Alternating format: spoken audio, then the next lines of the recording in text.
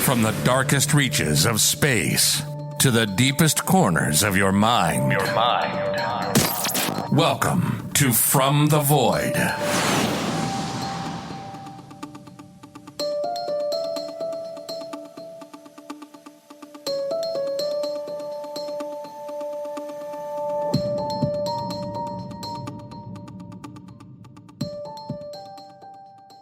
I've been fascinated with the idea of ghosts and spooky or creepy things, as my daughter calls them, since I can remember.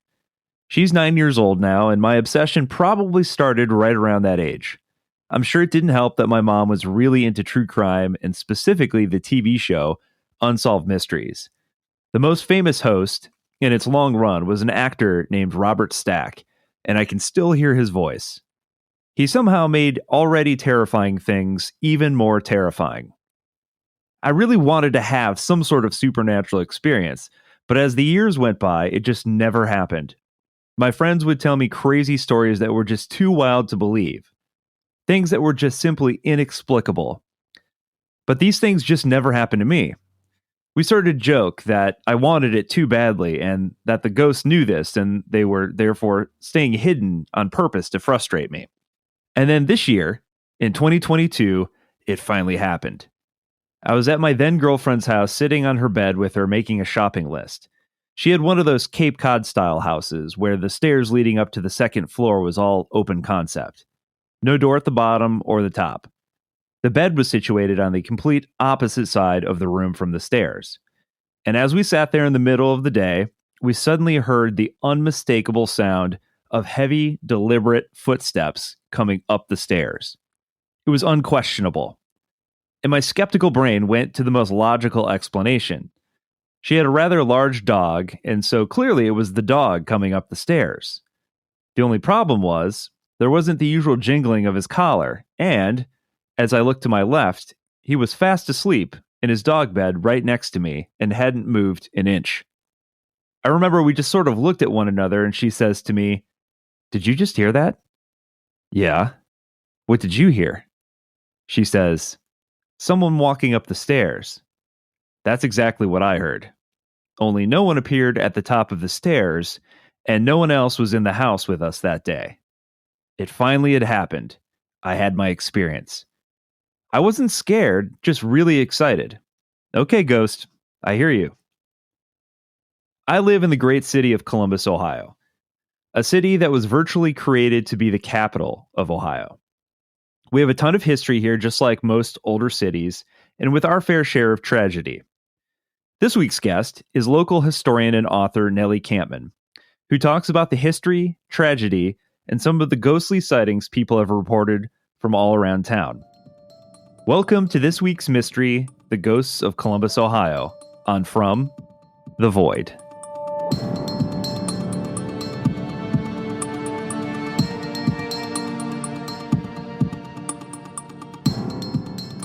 All right. Welcome to the podcast. I have this week with me, Nellie Kampmann. Thanks you so much for coming on the show this week. Oh, definitely my pleasure. Well, this is a special one for me because, folks who listen from all over, but those who have, bothered to look, where I'm located, I'm based out of Columbus, Ohio, and I love this city. I think we get kind of a weird rap, as like cow town or whatever. And I think it typically when I hear that, I'm like, oh, you've never been to Columbus. I kind of see us as this very kind of progressive city, kind of like the Austin of the Midwest, where there's a lot happening and the city is growing rapidly. And it feels like every little area of town is just constantly changing. So there's just a lot to do here. And so I'm always interested in opportunities to kind of sing the praises of our city and talk about how neat it is and the history of it. So tell listeners a little bit about your background and what it is that you do for a living. I am an archivist with the Historical Society. Unfortunately, they won't let me mention which one. But I've been doing that for about 15 years. And before that, I did a lot of records management kind of work. I've also worked for a costume company, which was a family business. So I grew up around that. So I'm really into historical costuming. That's kind of what got me into history to begin with. Is you learn about the clothes and you learn about the history that went along with the clothes, and then things kind of snowballed from there. Very good. Yeah, I was going to ask because so my background, my degree is in history, and so I love all things antiques and all things old. So I'm always fascinated by the various history. I picked up I think it's maybe part of the same series, the history of the neighborhood that I live in, and always fascinated by that sort of thing. So. So you talked a little bit about how you got interested in hauntings. So what kind of got you into researching specifically Columbus area hauntings? Uh, one of my coworkers used to be an events coordinator at the Kelton House, and one night she invited me to go to their ghost tours. And the moment I got to the steps, I started feeling dizzy. And then I went inside, and I got really angry at a picture of Oscar Kelton, who was the young son of the house who had been killed in the Civil War, and it's just really weird. But you could kind of feel the atmosphere around there. This really intrigued me. So I talked to her about the history of the place and started learning more and more about Columbus history. To be honest, I was never interested in history when I was younger because the way they taught it was all, military, political, and economic history. It's like, it's great if you like that, but for most people, it's not really their bag. I started learning more about the weird little stories of history, and I just got hooked. Yeah, and there's a lot in Columbus itself as a city has a really kind of unique kind of story behind how it even came to be. So for people who aren't familiar with Columbus as a city, talk about like kind of the unique way that it came to be in the first place as the capital of Ohio. Oh, that was kind of a con, actually. When they were trying to make Ohio a state, they were looking at the different areas, different cities, or well, actually more like towns, the central part of Ohio, so it'd be easily accessible to everybody from everywhere in the state. They originally started out with Zanesville, but then they decided that wasn't working too well. So then they started looking a little more centrally, and they decided Franklin County was probably the best area. They were looking at Dublin, and Dublin was offering them their own distillery. Apparently, it was quite the booze production back then. But then they started looking closer to an area that was just west of Franklinton, which was established back in 1796. And there were 4 businessmen that made a deal. I said, look, we'll give you the land. And they basically made a killing off of the land that they owned around the land that they gave for the state house itself. It was really pretty clever of them, actually. So Columbus, as you mentioned in the book, was really a manufactured city, which is interesting. I don't know that I'd ever run across that in history before. Yeah, well, it's about the truth, though. I love that. So talk a little bit about at the beginning of the book, you have this quote that I thought was actually kind of stunning. So you're kind of putting together, collecting stories, and you talk about the fact that in a 10-block area within the Discovery District alone has an average of 1 haunting per block. That's insane. And that you compiled over 50 sites, mostly within the inner belt of the city. So talk about, first of all, for folks that aren't from Columbus, what is the Discovery District, and what constitutes the inner belt? Yeah, well, the inner belt basically goes around the main part of downtown. And within downtown, there is the Discovery District, which is an area where they have a lot of older houses. It was pretty much where the rich people lived for the most part. Well, one of the 2 places where the rich people lived during the earlier Victorian era. Most of the houses date from, I think the earliest was around the 1840s, and then they go up through 1870s. I used to work at a place called the Kelton House, which is now a house museum, historic house museum. And that was one of the places that was there. It was built in 1852. It was used as a stop on the Underground Railroad. And that place is just, like, for my money, the most haunted place in Columbus. But even if you go up and down the street, Town Street, where it is, like, it seems like once a block, there's pretty much a known haunted place. Like the whole street until you get down to the inner belt. I'm not too sure what's on beyond that, but definitely that area is just crazy haunted. That's remarkable. And so you talk about at the beginning of the book, looking into some of the kind of common factors that most people look at, like why would this area be incredibly haunted? And so, you think of like war zone areas and stuff like that. And we really, Ohio really, for the most part, we really haven't had any battles here. We provided historically a lot of Civil War soldiers, specifically on the side of the Union, but we don't really have, much in the way of battles in the state. But you discovered something kind of interesting when it came to like the physical properties of the area. Talk about that a little bit. Well, we have streams that go underneath the city, and a lot of Columbus is just rife with ravines going back and forth, and they associate water with hauntings a lot, and they also associate not flint, some kind of limestone. Yeah. And we're built on top of a big limestone deposit, so they think that may have something to do with it.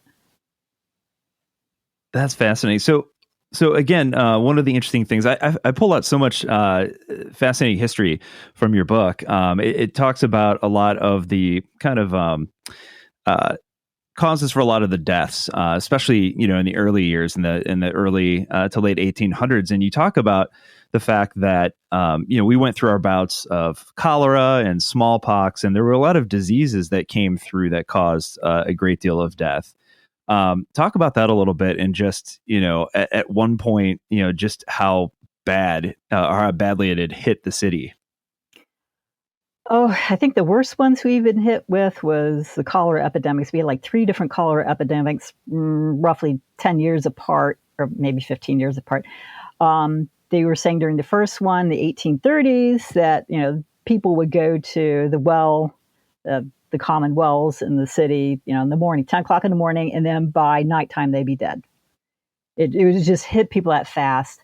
The second round of cholera was like 1848, and it hit the Ohio Penitentiary really bad, to the point where they were just overwhelmed with deaths.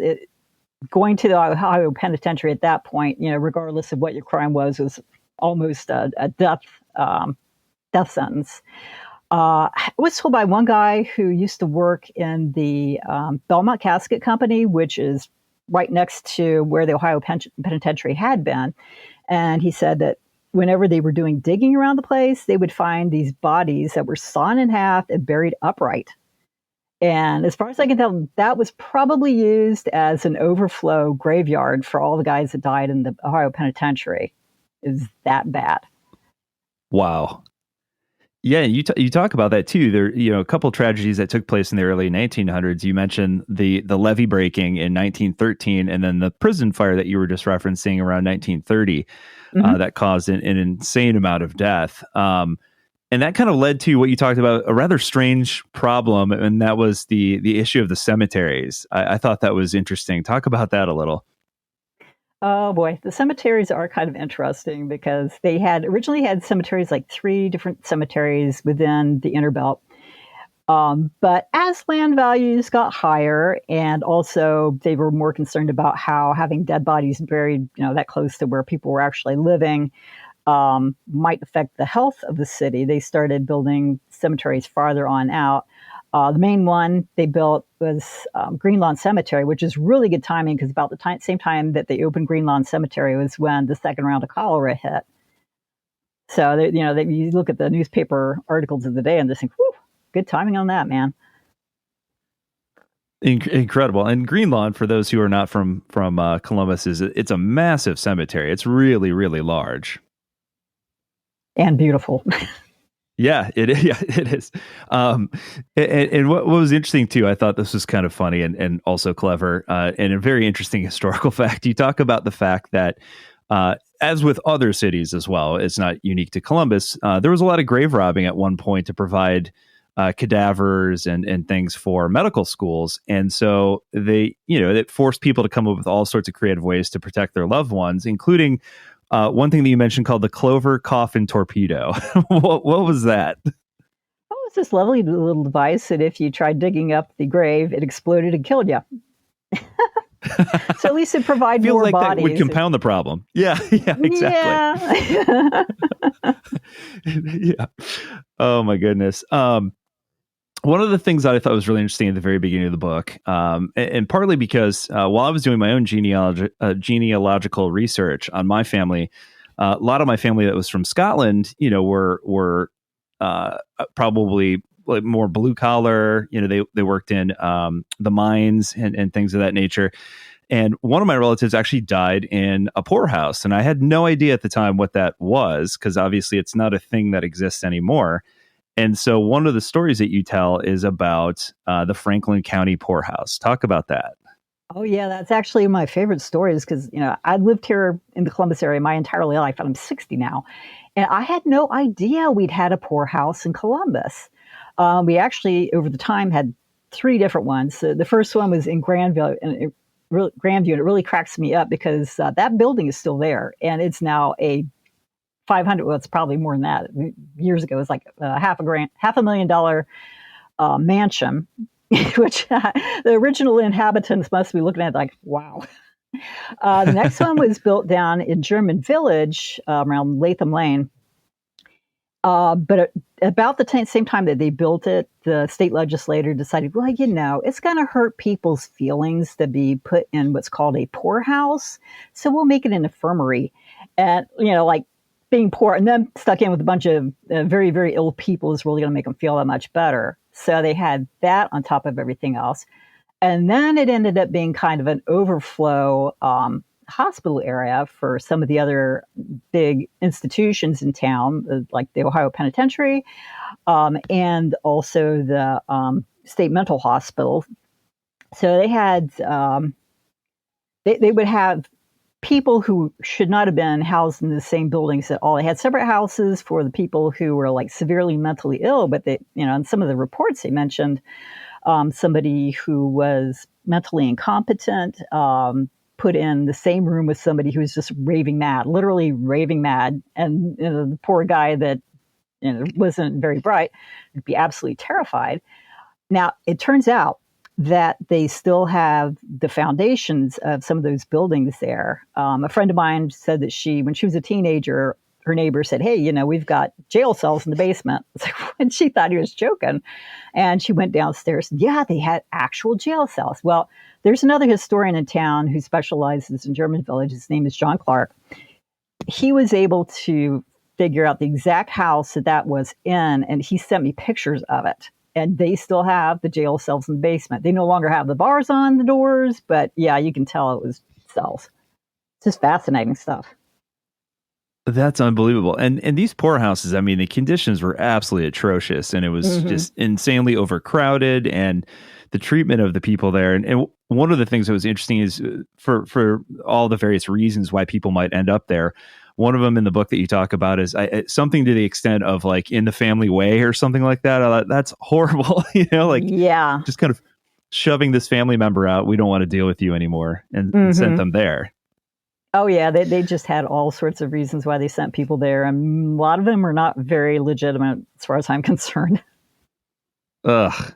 So talk about, before we get into some of the other areas of town, obviously, we've been talking about all these places where inhumane treatment occurred and deaths occurred and all these sorts of things, whether it was, in the poorhouse or due to illness and disease. All these things kind of create a nice, boiling pot, as it were, for haunted activity. So what kind of activity has been kind of recorded or captured in that area?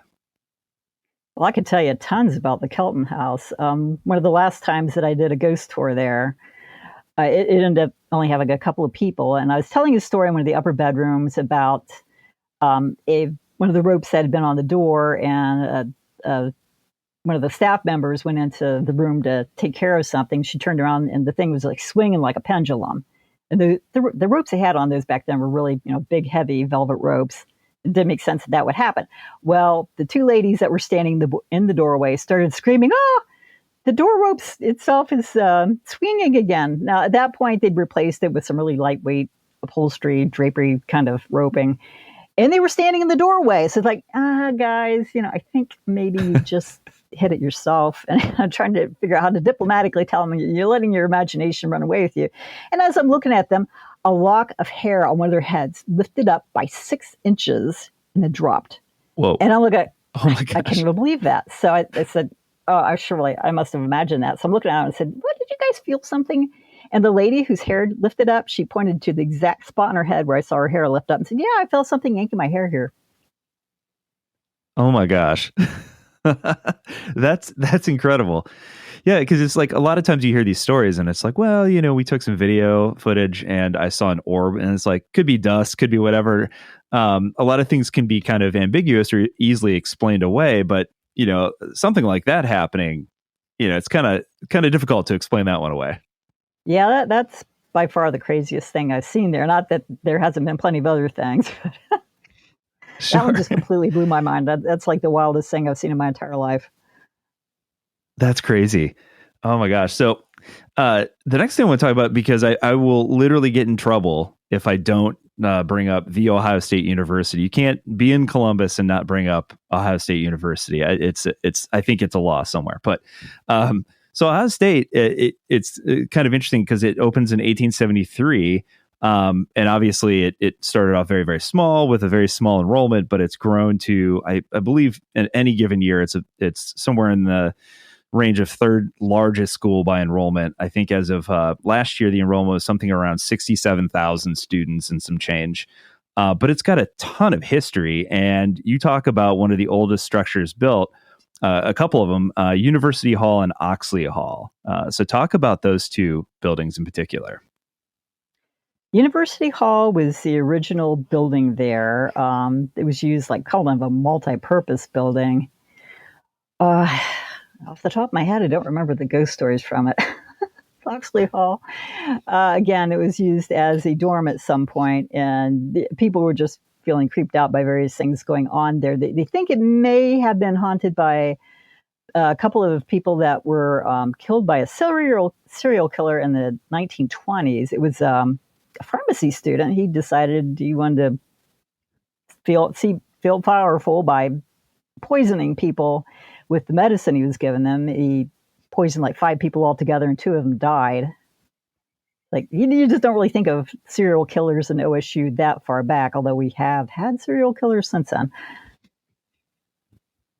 Yeah, that was an interesting story. The winter of 25, and these students who I think it was like cold medicine or something that they went in to get, and started having seizures and convulsions. And I think they thought it was something else originally until it started to spread to other students, and they realized there was a common denominator amongst them, that they had all taken this medicine. But they never found the killer. Is that correct? Oh no, they figured out who it was. It was like a senior pharmacy student. Oh, okay. Yeah, that's pretty amazing. I'd never heard that story before. One of the other things that's really interesting to me, because this has always been a fascinating portion of history, I think because in the era that it kind of gained in popularity, it's kind of that bridge between kind of the old way and kind of the new industrial way, and kind of the modern times, in the late 1800s, early 1900s. And that's this rise in popularity and spiritualism. I always thought that was so interesting, that it was so commonplace. People would have seances in their homes and invite psychic mediums in, and this was kind of a thing that you did at dinner parties. And so Columbus is no exception. We had some of the more famous mediums come through, and we also had our own famous mediums. So talk about that a little bit. Among the mediums that were in Columbus, there was one guy that he would make paintings of dead people, and he was pretty well known. Unfortunately, I'm blanking on his name. One of the ones from this area was Elizabeth Greer Coit, who went on to become, she was a leader in the women's movement in Columbus, but she was also very much into spiritualism, and her daughter married into the Kelton family. So again, there's a weird connection there. She was very upfront about the fact that she was a medium, and it's just kind of interesting that people just were so upfront about it. Although there was also a lot of problems with people saying, well, no, this is all charlatanism. And granted, there was charlatanism going on, but there's also a lot of very legitimate stuff going on as well. Yeah, I was just fascinated to find out that we had kind of our own kind of local celebrities in that realm, and the fact that there's still are several spiritualist churches in the Columbus area, including one that I've passed by many times downtown. Hmm. Yeah, there's one on the corner of Grant. It's right across the street from Grant Hospital. Yes. Yeah, I think that's the one I've been passing. It's let's see here, the First Spiritualist Christian Temple on Yeah. East State Street. And it's a beautiful building. Also, is built and it looks like 1902. So it's got that historical kind of architecture to it. But I had no idea it was still operating. They still have. I looked it up. Even they still have multiple services throughout the week, and I thought that was very, very interesting. Yeah, for a while there, they were having something going on first Saturday of the month where you could go in and get readings, and I did that before. It was kind of interesting. Did they tell you anything that came true, or? Well, the lady said there's some lady named Peggy who wants to talk to you. And I'm like, I don't know anybody named Peggy. And after I got out of there, then I realized that a friend of mine's mother who had died like within the past year's name was Peggy. And he's a really close friend. So I was like, I should pay more attention. Okay. Yeah. I know. I need to go down there and check this out. So talk about, there's a really interesting story. So Franklinton, for those not from the area, is a section very, very close to downtown Columbus here, and down very close to the core. It's an area town that's really massively under development right now. It's kind of the new hot area, to build and to renovate. So talk about it. It's got some pretty cool Civil War history to it. Well, I don't know if cool is the way to put it, I guess, but there's some pretty brutal history, I should say, in that area. Actually, it goes back way farther than the Civil War. Back even before the Revolutionary War, there's something called Lord Dunmore's War, where the British were trying to clear the area out of the Native Americans living there. And a man named Colonel Crawford, well, actually, it was Major Crawford at the time, William Crawford, he was sent to clear out the Seneca Cayuga who were living in the area. Now, there was a settlement of Seneca Cayuga basically around where the Ohio Penitentiary was, which is right across the river from Franklinton. And they waited until the men of the village had went off on a hunting expedition, and they just started slaughtering everybody that was left, all the women and children and old men. One lady was able to escape over to an island that was in between the Ohio Penn area and Franklinton with her little son, but she got killed, but he was able to climb into a hollow tree and escaped. And he was able to tell everybody what happened when they got back. I think a couple of them also escaped and were able to track down the men to let them know to come back as soon as possible. But ever since then, the earliest ghost story in Columbus was from Franklinton, where they'd say they hear screams coming from that island.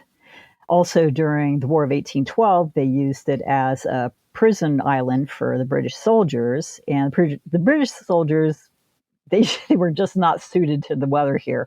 So they tried to escape. So the Americans put sharpshooters on either side of the river, and whenever somebody tried to cross the river, they'd shoot them dead, and you'd hear more screams. So it got the nickname Bloody Island. It kind of got cleared away by the various floods over the years, but if you get on satellite, you can kind of still see the ghosts of the island itself in the river in there. It's really interesting. Wow. I had no idea it had such a dark history. And is that also the area where there was the prison camp for the Civil War, where they kind of kept the Confederate soldiers as well? Am I remembering that correctly? Camp Chase is farther on down. It's on Sullivan Avenue, kind of near Hague. And that one, that again, they had Camp Chase. It started out as a camp for training Union soldiers, but they started keeping Confederate soldiers there. And again, they only had so many supplies and stuff to go around. And again, the soldiers were just not used to the harsh Ohio winters, and so there's a lot of deaths. And they built a cemetery there, Camp Chase Cemetery. It's really interesting if you go to the cemetery because one end where they have the earlier graves, they're spaced a certain amount apart. And the farther you go in, the graves are closer and closer and closer together. There's a famous story there about a young woman who was a Southern sympathizer. I guess her family is originally from the South. She was educated in Tennessee, and she just had a great deal of sympathy for the Southern soldiers. And she's known as the Lady in Gray who visits one of the graves there all the time. Oh, wow. That's really interesting. And a couple of other places I want to mention real quick that I thought were interesting. One of my favorite places to visit, again, it appeals to my sense of history, is the Jury Room, which is a like a cocktail bar smack in the middle of downtown, right next to the courthouse and everything. Actually has been decorated to look like it did in the 1800s. That's got a lot of history to it. So talk about that and what kind of created an environment where people are now telling stories of crazy things happening there. Oh boy, that started out as kind of a coach house for people who were coming into Franklin County or Columbus to do business at the county courthouse, which is about a block away. It's right across the street from where there had been a Native American burial ground or burial mound, but they ended up destroying that much earlier on. In fact, I've been told that they used a lot of the clay from that mound to build the original state house, even with little bits of bone in it. It's like, ooh, I don't know what they were thinking. Oh boy.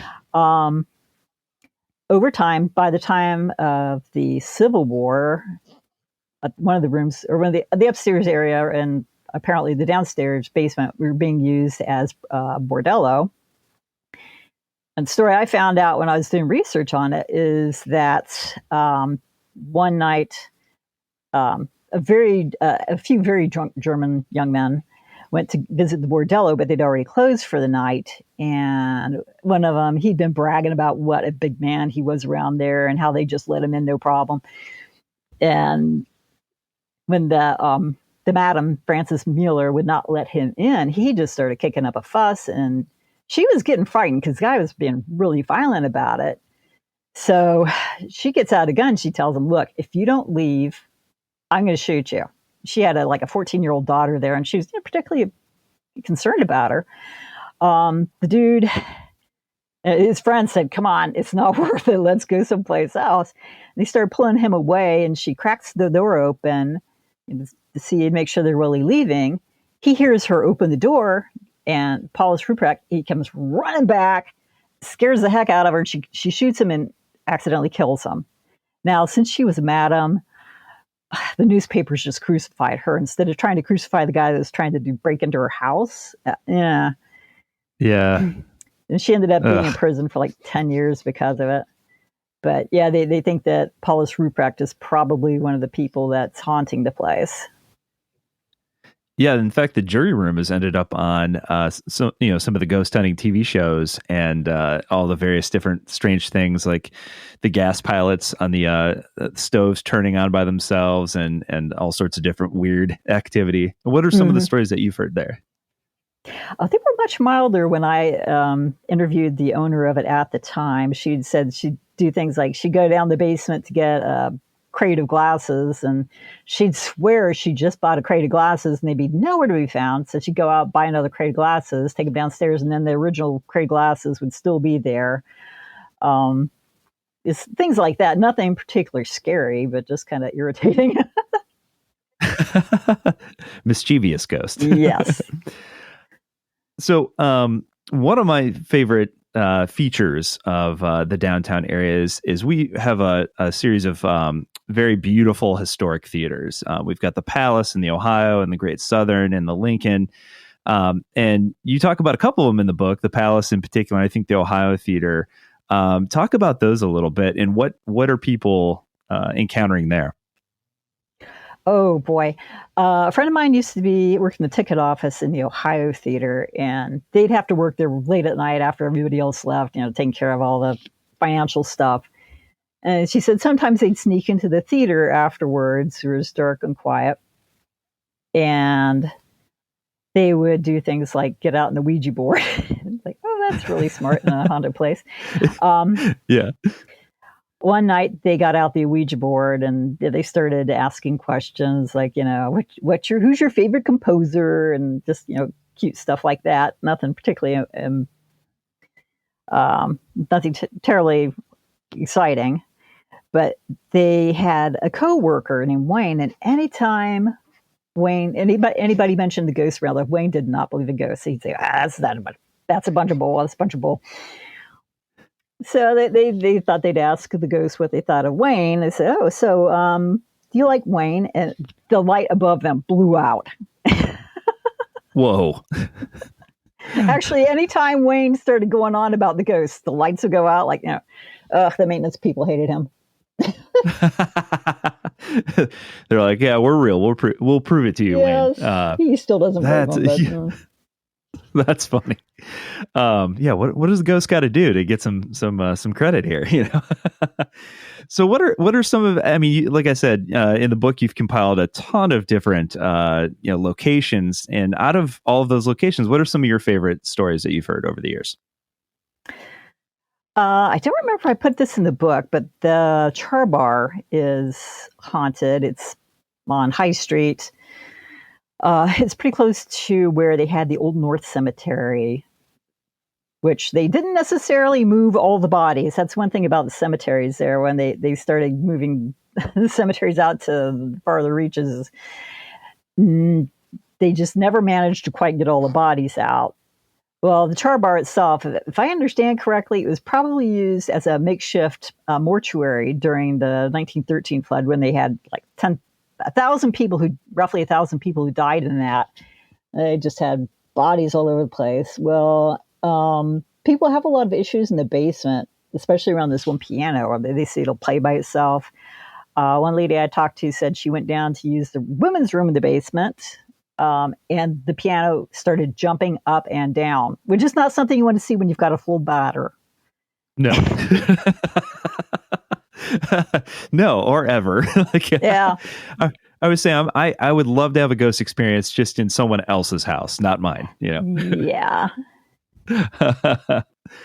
Oh, that's a good one. What other stories are some of your favorites? Schwartz Castle. Columbus is one of the rare places where we have a naked ghost. A naked ghost, okay. Yeah, it's this beautiful old mansion. It's very tall, very stately looking, has kind of a castle-like look to it. It's at this point, the north end of German Village, which is, again, a very historic area where a lot of German settlers lived back in the day. Well, Friedrich Schwartz was fairly wealthy, obviously, but he was also quite eccentric. He was a naturalist. He's very into healthful things. Like, he was a vegetarian, which, by today's standards wouldn't be considered that weird, but back then it was highly eccentric. One thing he believed very highly in was that it was very healthy to have the sun shining down on your naked skin so you could absorb the sun's energy. So he was known for climbing up to the top of the tower on his mansion, buck naked, and just hanging out for a while. Well, after he died, he was still doing it. Oh, wow. Oh, that's great. So I know a lot of these places, not all of them are open to the public. We mentioned some in German Village that are privately owned homes, but what are some of the hot spots that folks, who are visiting or who live in the area can go to visit and perhaps maybe have an encounter? Well, obviously the Kelton House is one of them. Kelton House, like I said, it's a museum that is a house museum. If you go there, especially on one of their Halloween ghost tours, almost inevitably something happens on the final ghost tour of the season. That it's open most days of the week. You can either have a docent guided tour, or you can have a recorded tour, which is allowed you to kind of go through the house on your own pace and pay more attention to what's going on there. Unfortunately, they do not allow anybody to do any ghost investigations there. It's kind of an insurance thing. Ah, okay. There's a Central Ohio Fire Museum. Again, another museum. It had originally been a firehouse, and it is haunted supposedly by the Captain Duke, who was in charge of the place for many, many years. They say, among other things, not that this is him, but they used to have horses that drew the fire wagons, and they have these stables in the back part of it. And they say you can still hear the horses sometimes. We did a tour for the Columbus Landmarks Foundation there once. It's kind of a cross between a tour and a ghost investigation. And my coworker, he said that when he was in the back part and where they used to keep the hay, they could hear kids giggling, even though there was no children on the tour itself. So that was kind of cool. Let me think, open places. That's a problem. We have a lot of haunted places, but not too many of them are open to the public. That's true. Yeah. Yeah. I know that, like some of the, like the jury room obviously is a fully operational bar at this point. So, they're open as a bar now? They were. I don't know if they still are. They were open as a bar. I mean, they were like the oldest establishment in Columbus that had been open to the public for like ever. But then last I heard, the current owner had made it into an event space. So you can rent it, but you can't necessarily go there. But hopefully maybe that's changed in the past few years. I haven't been there for a few years. But it's definitely worth going to. I mean, it's very cool. Greater Columbus Antiques Mall. At one point, that leads back to the Victorian era. Again, that's down the German Village area. While the Kelton House is the most interactively haunted that I've ever been to, the Greater Columbus Antiques Mall has the greatest sense of presence. I've never had anything happen to me personally there, but man, you can kind of feel them around. People have seen a woman in a yellow dress, like more or less Civil War era around. They say there's a man in a top hat he's in a cloak, who just kind of radiates evil. I know that when I go downstairs in the basement area, it feels very oppressive, like somebody died of a heart attack there or something. So I definitely go there. It's a real cool place to go to if you like antiques anyway. Yeah, absolutely. It's like two of my favorite things tied in one. Yeah. Oh yeah. If you go to Green Lawn Cemetery, now they don't try to advertise that they've got hauntings there, but supposedly there have been. I had a really crazy experience there once. I was volunteering to help clean not clean the headstones, but tend one of the graves. And I just looked up and I saw these little dark spots floating around. I thought, I had flitters in my eye, and all of a sudden they turned into spots that were bright, like not crazy bright, like magnesium flare bright. I actually left burning in my eyes, and they flew around for just maybe 10 seconds and boop, blipped out like old-fashioned TV sets. I have no idea whether that was ghosts or some kind of bizarre natural phenomenon, but that was weird. They think that the ghost of Dr. Schnook is around. He was a veterinary professor in the 1920s for OSU. And he got involved with one of the co-eds there. They had a crazy wild relationship where they were getting into drugs and stuff like that.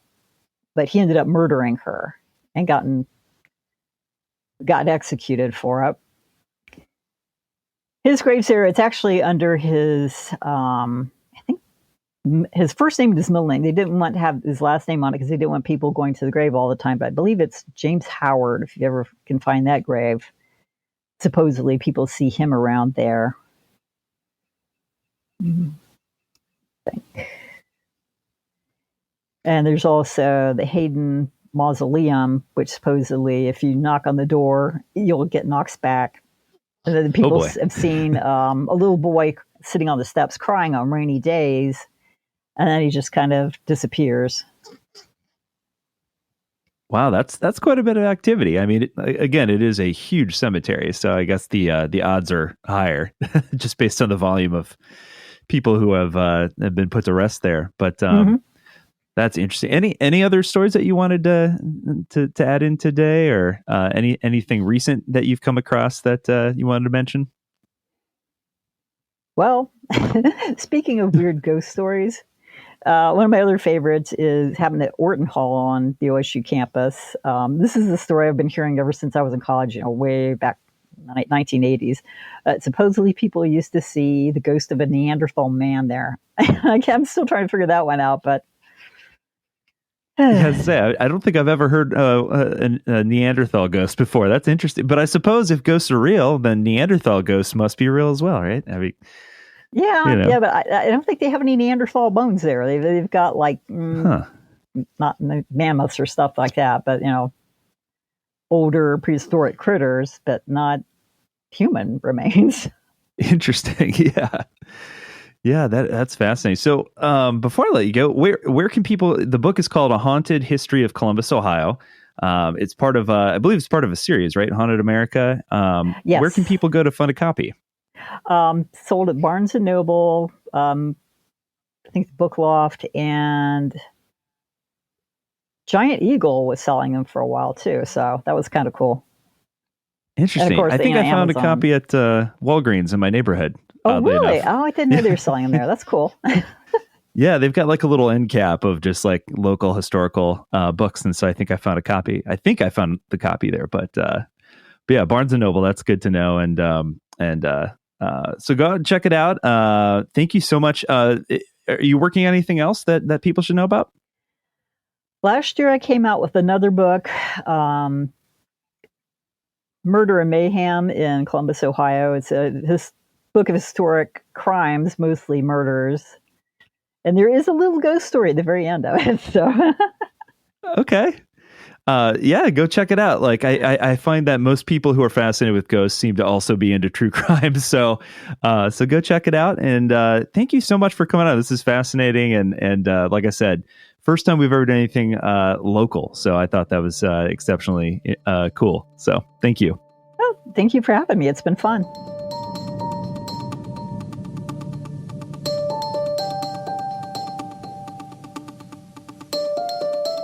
All great cities have their share of ghost stories, their spooky locations.